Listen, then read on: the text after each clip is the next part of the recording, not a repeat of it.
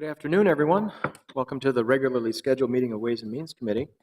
I'm John Quincy, the chair, and joined by Council Members Yang, Council Vice President Glidden, and Council Member Andrew Johnson. And we're a quorum of the committee, and I expect Council Member Bender and Palomasano to be joining us shortly. We have on our agenda, I think it's pretty extensive today, we have 36 items. I'll read through the first 35 items of the consent agenda, and then we'll get to our final item, which is a discussion presentation about the 2018 Super Bowl 52 host committee. So we look forward to that in just a few moments. But the first item is from the city attorney's office. It's a legal settlement, workers' compensation claim. We also have a legal settlement with Detroit Renovations as item number 2. The convention center brings forward the low bid for exterior light replacement project. City coordinator's office brings forward a grant from Kresge Foundation for the Creative City Making Minneapolis program.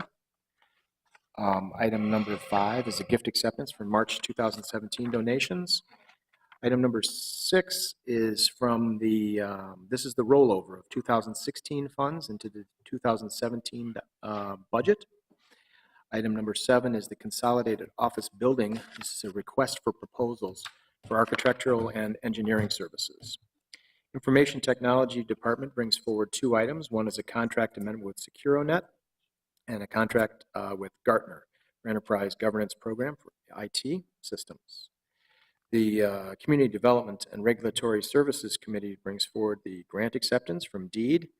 These are the DEED Redevelopment Grant Program. Item number 11 is the Metropolitan Council Livable Communities Demonstration Accounts and the Livable Communities Demonstration Account for Transit-Oriented Development grant applications. We have, in committee, I know we took a couple of options on changing the priority ranking. So those are highlights of those items 1 and 2 that I wanted to point out to committee members. We also have referred from the Health, Environment, Community Engagement Committee a contract amendment with the Family Partnership for victims of sex trafficking and commercial sexual exploitation, as well as Health Partners Provider Insurance Agreement for school-based clinics, and a grant acceptance from the Mississippi Watershed Management Organization for summer interns. Public Safety, Civil Rights, and Emergency Management Committee brings forward the contract amendment with Minnesota State Patrol, Hennepin County Sheriff's Office, and Metro Transit for the 2017 Safety Initiative, the Joint Enforcement Team, Jet Patrols. Item number 16 is the cooperative agreement with the Minneapolis Police Department and other law enforcement agencies for services for the 2018 Super Bowl events, and I imagine we can kind of blend that into the conversation on item number 36. Item number 17 is a contract with Hennepin County Community Outreach for the Co-Responder Pilot Program. Transportation and Public Works Committee brings forward the Washington Street Northeast resurfacing project for North and South Sheridan, 46th Avenue Street Reconstruction Project, Nicollet Mall Reconstruction Project. It's an assessment change. A 2015 water service line repair and replacement. That's special assessments for one property. We also have a cooperative agreement with Hennepin County on West Lake Street Lagoon Avenue crosswalks.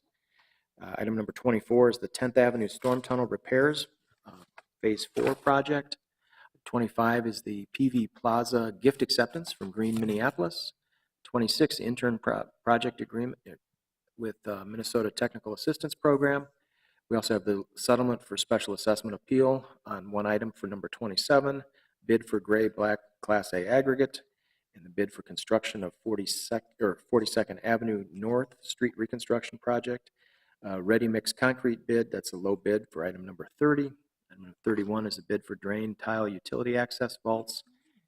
Item number 32 is the bid for asbestos abatement and lead-based paint removal at the Fridley filter plant.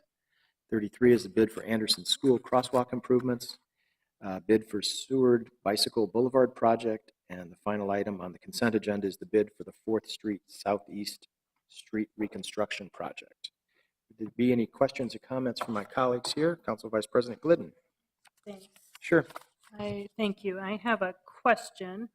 So you indicated, I think it was for item number 11, that we were going to, you're seeking approval as on on an amended Mhm. resolution, and I just looked on the CD agenda page, and all it says is amended, and so I'm not understanding Sure. what changed. And so can you Yeah. describe what changed from the Yes. staff recommendation to what the committee approved, and what was the reason for that? Yeah, the reason was for project readiness. This refers to the priority ranking for the grant applications, just change the order. For So which one? Because item we number have the 2, it's, Livable Communities Demonstration Account, and we have the Transit-Oriented Development Grant. right, this is the TOD grant. Okay, Moves Minno Bimwaziziwin yep, into first position instead of, I think it was third position. Just change the order for project readiness. okay. All It right. doesn't, it just changed the ranking of those projects.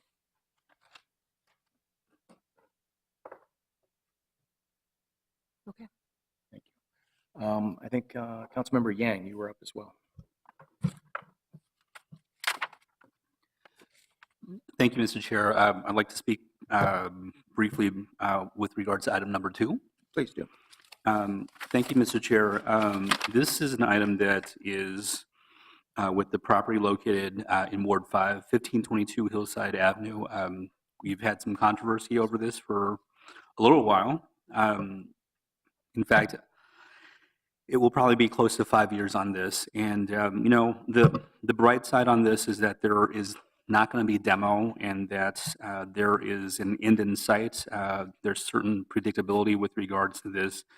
And, when you look at the settlement agreement here, it speaks to 1522 being completed in terms of the development by October 15th, barring certain delays and subject to a 60-day cure period. Detroit Renovations putting in $150,000 for construction costs in that time period for them to do the work on this, and that Detroit Renovations will execute a quitclaim deed in favor of the city, which will be recorded in the event that Detroit Renovations does not complete the development at 1522 Hillside Avenue. So what that says to me is that by the end of the year, we will have some sort of resolution that is clear cut with regards to 1522 Hillside, and that is good news for the folks who live on Hillside, and that is good news for the folks in Ward 5. I want to thank staff, specifically staff at CPAD and staff at the City Attorney's Office. We're working really hard to get us to this point, and I'm looking forward to just saying yes to this and hopefully getting this thing done. 1522 Hillside is a beautiful home, and I'm glad we've saved it, but it has taken way too long to get it to a point where somebody can live in it, and I'm looking forward to that day that happens. And so I want to thank city staff for just working so hard to get this to where we're at right now. And this is a good settlement for the folks in Ward 5. Thank you, Councilmember. Councilmember Johnson. Thank you, Mr. Chair. Piggybacking off of Council Vice President Glidden's questions on item number 11, I'm just trying to understand, is this lower portion here the new amended ordering? And did it just move that Minnow project up to the front from being in third place to jumping to the front of the list? That's correct. Gotcha. And So the vote would be that the amended action out of the committee was what appears as 1 and 2 underneath the action taken by committee. So that's the lower portion. And I guess the question to staff would be, does that affect in any way the amount of funding any of these projects receive by reordering these as priorities? I don't know if any CPED staff is available to answer that specifically. My understanding of it from committee was it is a recommendation, and in these council or Met Council Livable Community Development, we actually have the opportunity to rank them. We don't have the opportunity to decide the amounts or the awards. So unlike Hennepin County grants where they're unranked. So it only provides a preference from the city's perspective. Sure. It doesn't change the amount that's available or in the funding relationship. And I understand it doesn't change the amount available. I guess my question would be, does the priority, if something is ranked number 1, is it more likely to receive more dollars than less? And the only reason I bring this up is because 38th Street Station was listed as number 1. Now it's listed as number 2. It's a project we've been working on for several years. It involves 4 different government agencies. It's ready to go, basically. It's going to be before Committee of the Whole, Planning Commission, Committee of the Whole, pretty quick here. And so it was surprising to see something else jump in front of it, but obviously I don't know the details about this Minnow one.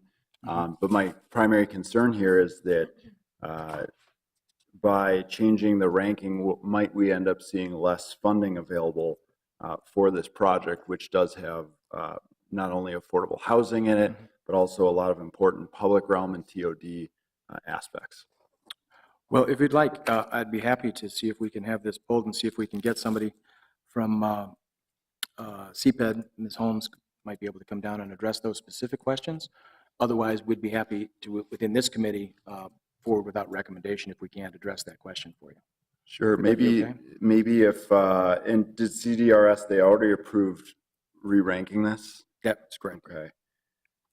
Well, what I could do is I could just, hopefully we can have staff answer that question offline ahead of full council meeting. And since CDRS already looked at this, Okay. we'll just go with that. But I would like staff to follow up and at least have that conversation ahead of the meeting.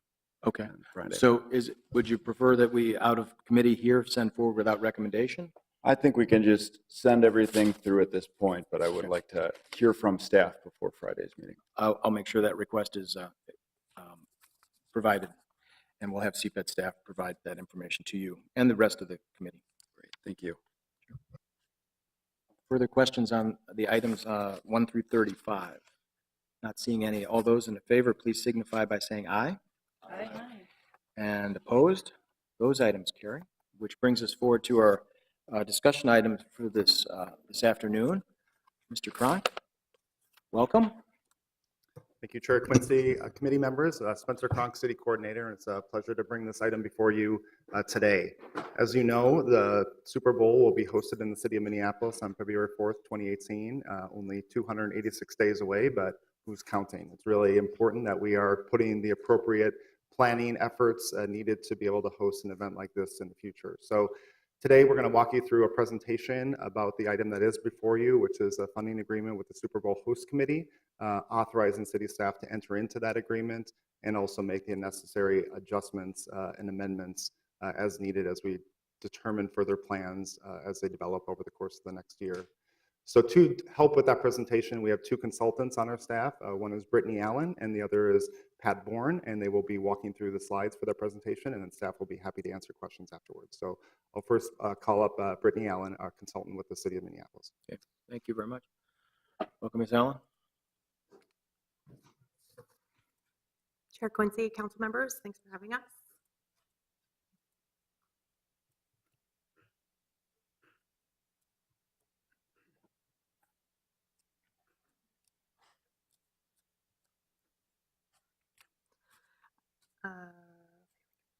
So I just wanted to go over some of the basics as it relates to Super Bowl 52.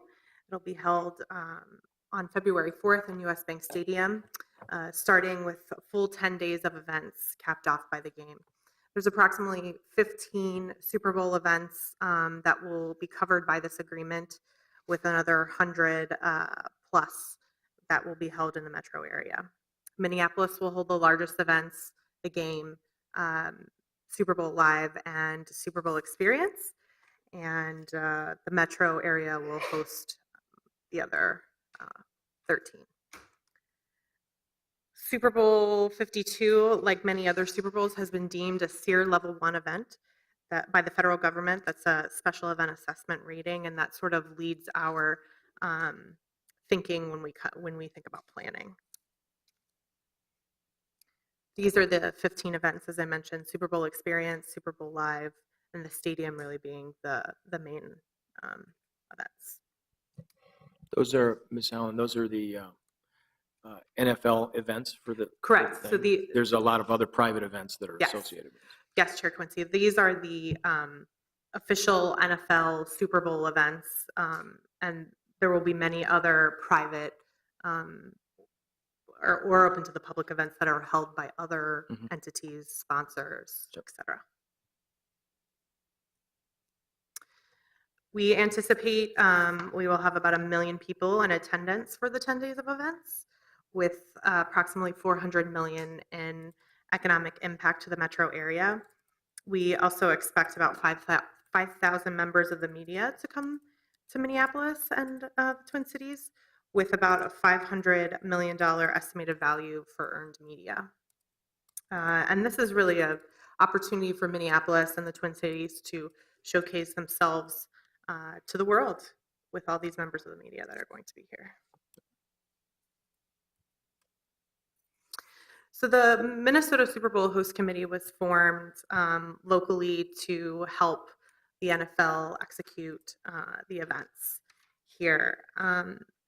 The host committee's focus is on those 15 events, and they will be the ones helping the NFL to execute them. They also have a Business Connect program, which helps supplier diversity and helps those underutilized businesses get involved in the event. And they have a legacy program, which is their charity arm, and they focus on children and health. Yes, Council Vice President. Going, Sure. if you could go backwards one slide. Sure. I just had a question on the Business Connect program, Mhm. the supplier diversity program. Have they set a goal for participation? Since We you have highlighted that. we I was have just the curious. Super Bowl host committee here in Oh, Pennsylvania. okay. Do you want to speak to If you the- could join us at the podium, would we welcome your response? I did really a quick question, so. Yeah, it's a quick question, but if you had one, that would be great if you could introduce yourself, please. All right, Committee Chair and Vice President. Yes, we do not set a financial goal for the business diversity, but we do set a participation goal. So we'll have over 300 small diverse businesses join within that group, so that we will showcase them for all NFL vendors that they will use as much as possible. They'll use the Business Connect program for their activation here within the Twin Cities. So, Okay. I assume that that's for local events that are happening in hotels or other venues to use these as providers of those services where possible.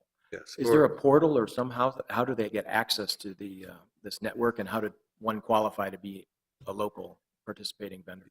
Yes, we've been having workshops and local organizing events for the diverse businesses within the community over the last several months. They all apply, and they actually then will apply in front of the host committee board. And the top 300 then will be submitted into the portal for all the NFL contractors to access. And this has been done in other previous NFL experiences, and Yes, do we have any yes. kind of track record that we can look forward to, or any barriers that we may be able to see if we can overcome? Yes, this has been done in past Super Bowls. So this is the NFL program. We want to, as a host committee, create a legacy here for the Minnesota area. We've actually hired the diversity lead director from the stadium, Alex Tittle, to lead that program, and we expect this to be a legacy program that will be left behind. So I'll just ask, so will you track so that we can understand what percentage of the contracts are going to, I mean, we use this language of small and underrepresented businesses, but Right. to whoever is in your pool of supplier diversity vendors, and anyway. Yes, yes, we'll track, and we will have both percentages and amount of spend after the event. Okay. Yeah. All right, thank you. Thanks.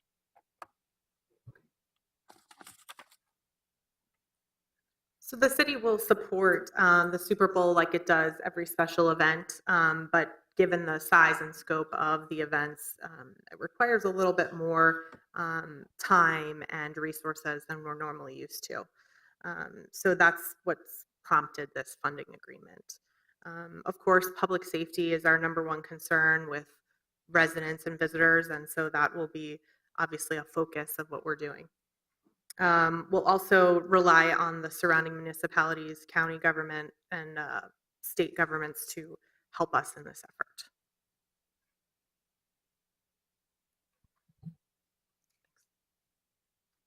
Mr. Bourne, welcome. Thank you, Mr. Chair, members. Pat Bourne, I'm a consultant to the city on major events.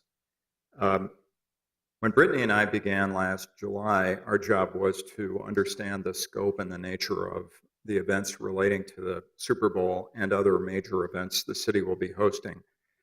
So we began to school ourselves in how big is this thing, how long does it last, what is it composed of, and what's the nature of how the city responds to events like this.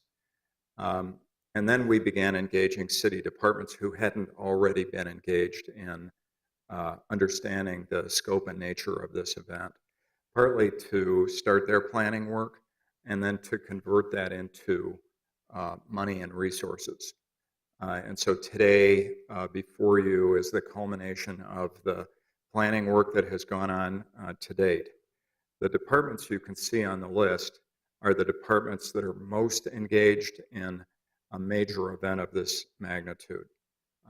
Not all of them will have costs that exceed their budgets in order to support this event, but many of them will, and I'll talk about that in just a second. We've had really terrific cooperation among city departments in the planning work that they've done, and our relationship with the host committee has really grown and developed substantially over the last 8 months. To the point now where I think we're ready to ask you for permission to proceed. Virtually every department in the city is touched somehow by the host committee. We haven't found a way to engage the assessor's office. Maybe it's just a matter of time. But you can see there are just a few departments that are not listed here. So the budget you're going to see reflects the scale and nature of the Super Bowl because it asks for more than what city budgets normally are able to support and beyond what typically police and the police relationship to special events and our permits normally recover costs as well. So the costs that have been estimated so far largely fall into overtime and some materials and some training and mutual aid in the case of the Emergency Operations Center and police. So those are the categories of expense that the city expects. So the budget that we see here, this almost $5 million, are the estimates, and they're pretty finely developed estimates by department. And you can see the magnitude is primarily for police, and distant second is public works. It's important to recognize that while there's been a huge amount of planning that's gone on so far by both the host committee and its contractors and the city and our staff, there still are a few open items that we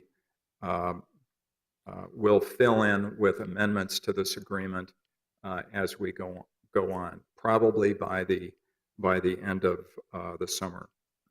One is likely to be in public works for the structures and signage that will be necessary to meet the mobility needs of Minneapolis. Secondly will be the convention center is likely to have additional pass-through costs to the production companies that will be making use of this space. The amount shown here for the convention center is the rent that's been established for the events that will take place in the convention center.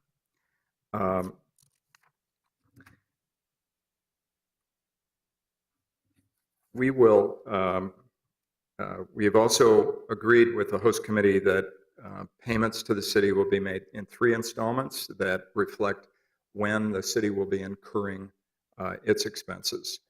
But the last payment will take place in mid-January before the bulk of the city's expenses, which will be through mutual aid, mostly police, and to a certain extent with the Minneapolis Emergency Center.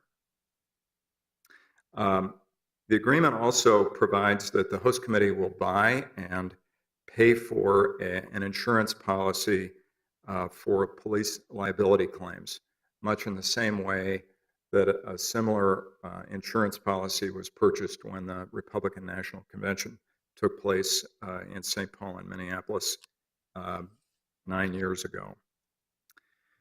We also know that we can't anticipate everything, and so we've agreed to language that will provide for change orders that will likely come up if any of these 15 events change its size or scope, and that necessitates additional city resources.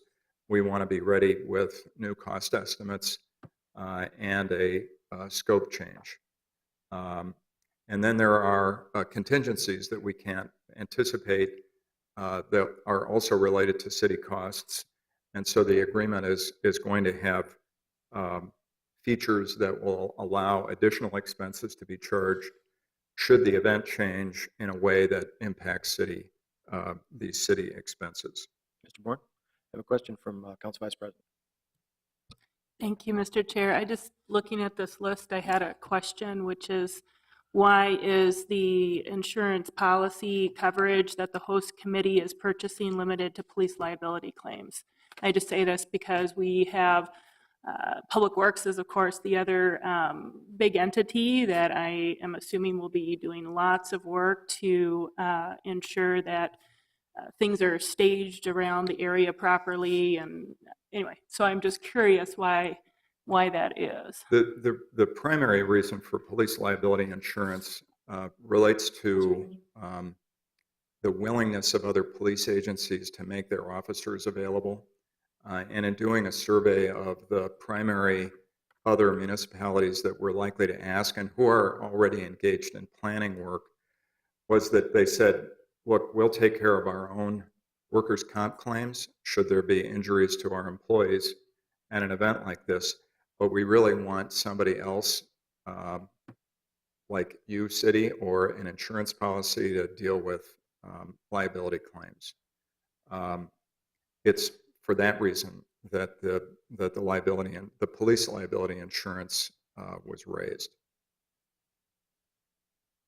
So it had more to do with that than anticipating that there would be claims related to other city non-police actions. Okay. Anything else on budget to that point?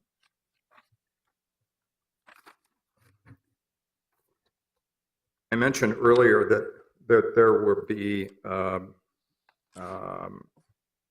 additional expenses that we anticipate for the convention center and for public works. The one I failed to mention was parking. The city owns ramps and lots, as you know, all throughout downtown. They are close to many of the locations where these 15 events will take place. Not all 15 will occur in Minneapolis, but those that do occur in Minneapolis have parking needs that can be satisfied by Minneapolis parking lots and ramps. So we'll charge our event rates for those that we know when and where parking demand needs to be met. Once we know specifically from the host committee and their contractors how many spaces they need, in which ramps, on what day, we know what the price is. We simply will take that when they know that information and amend this agreement accordingly. So there are new revenues. Those don't come with costs. Those are new revenues for the city that we don't have. We don't know that specifically today, but we will, again, probably by the end of the summer when that planning work is far enough along where the host committee and their contractors would be able to tell us how much parking they want. So, Mr. Chair and members, that concludes our overview comments. We're all happy to answer questions. Thank you very much, Mr. Bourne. Thank you for the entire team who's spent a lot of time, especially all the staff work that went into creating this. Certainly, we want a world-class event, and we want it done so that the city of Minneapolis looks terrific, but the guests that we welcome from around the world are safe and feel comfortable. So that's very, very exciting, ambitious plan, but we're on that stage and we're ready to do that. So I'm very pleased with that, very confident in our ability to execute that. And really pleased that this is an agreement with the host committee. So thank you for your commitment and willing to work with us on this. This is not a donation on the part of the city of Minneapolis. This is what I characterize as kind of a contractual relationship to recover those costs. And I think that's where we're looking for. We want to make sure that the taxpayers in Minneapolis are able to participate in this event, but those costs that we were hoping to avoid have been covered within this relationship with the host committee. So thank you very much for that partnership. Are there other questions, comments? Councilmember Bender. Thank you, Mr. Chair. I had a chance to be briefed by staff beforehand and so got a lot of the answers to those financial questions. I did want to note that so we will be having officers from multiple other jurisdictions as part of the team, and I know our staff is cognizant of the fact that we have done a lot of work with MPD to improve community relations, and so I asked that question about just sort of the perception of having law enforcement from across the region and different types of law enforcement, and so staff is just sort of aware of that issue, and you know, Chief Harteau will be the command officer for all of the law enforcement folks who are within the city during the Super Bowl. So I just wanted to note that issue. I don't know if it's being separately discussed in the Public Safety Committee, but and just that staff is cognizant of that, aware of it, and working on it with the chief. Thank you. Mr. Cronk, did you have a comment or anything? Feel free to chime in. Chair Quincy, council members, I really appreciate that comment, Councilmember Bender. It's really important that as all the events are, or most of the events are happening in Minneapolis, that we have that unified command within the city of Minneapolis. And so Chief Harteau and her senior team have the ability to work with those other jurisdictions to ensure that there's a culture that has been created through the efforts that Chief Harteau has been working on over the past several years. And so the ability that it is centrally managed, the city of Minneapolis through our police department has that insight and opportunity to ensure that we're creating an environment that is welcoming to all of our visitors, residents, and guests. Thank you. Go ahead, Council Vice President. Thanks, Mr. Chair. And I just wanted to say, as someone who was on the council when we had our other maybe participation in an event that sort of rivaled this in size, which was the Republican National Convention, I just think it was a good move, a smart move to make sure that we were able to have staff or contract staff dedicated to work through the intricacies of such a complicated just arrangement with a very large entity that's managing a whole lot of other things, but these are details that are important to the city to just understand the scope of our participation and financial obligation, and then again making sure that the event is going to be managed very well and the city understands its role and all of that. So anyway, I think this was well done, and I appreciate the attention to this. Good. Thank you very much. Well done. Thank you. With that, I'd be happy to make a motion to accept not only the presentation, but authorizing the agreement, as well as the authority to amendments as needed under the agreement with the host committee to pay for additional city costs. For those two items, and for this item, please signify by saying aye. Aye. Opposed? That item carries. Thank you very much. Thank you. That exhausts the agenda items for today, so we are adjourned. You know, one